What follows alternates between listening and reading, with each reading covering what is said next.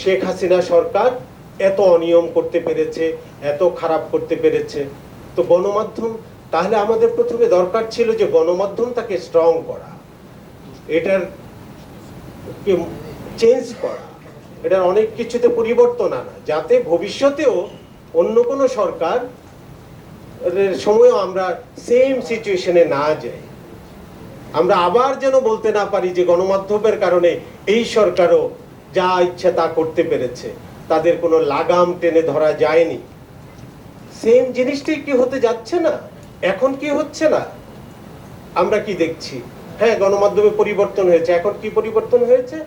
আগে যারা গণমাধ্যমে ছিলেন তাদেরকে আমরা সরিয়ে দিয়েছি, নতুন করে আমরা যারা তখন বঞ্চিত ছিলাম এখন আমরা গণমাধ্যমের নেতৃত্ব নিয়েছি।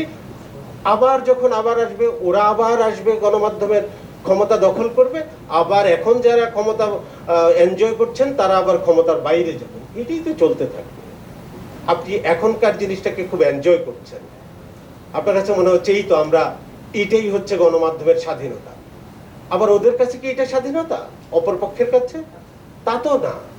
তার মানে কি আমরা কি একটা লেভেল প্লেইং ফিল্ড তৈরি করতে পারবো না আমাদের গণমাধ্যমে? আমরা কি সবাই মিলে পারবো না? ওই পক্ষ এই পক্ষ সব মিলে এক পক্ষকে সামলে উৎপাদন করতে হবে, আরেক পক্ষ আসবে দখল করবে, আরেক পক্ষ এসে আরেক পক্ষকে উৎপাদন করবে।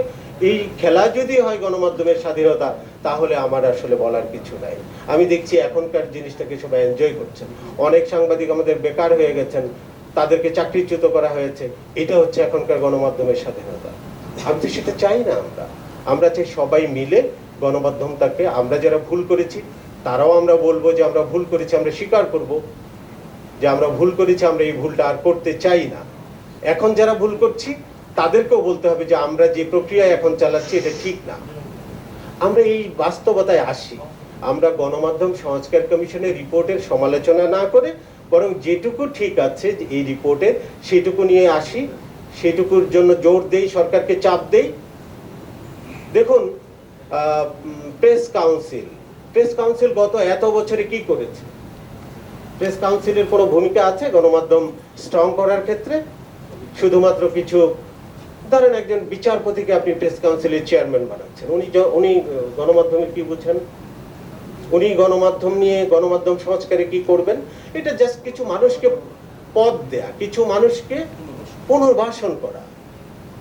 আমরা বলেছিলাম একটা গণমাধ্যম কমিশন করেন এবং সেই কমিশন কাদেরকে নিয়ে হবে সেটাও বলা আছে, খুব সুস্পষ্টভাবে এগুলো লেখা আছে। আপনার সেই গণমাধ্যম কমিশন প্রস্তাবটা পছন্দ না, আপনার কাছে সেই যেটা কোনোদিন কোনো কাজে আসে না, প্রেস কাউন্সিল, সেটাই আপনার কাছে পছন্দ। তাহলে কি করে আপনি গণমাধ্যমকে শক্তিশালী করবেন? কি চাই আমরা আসলে আগে আমাদের নিজেদেরকে প্রশ্ন করতে হবে।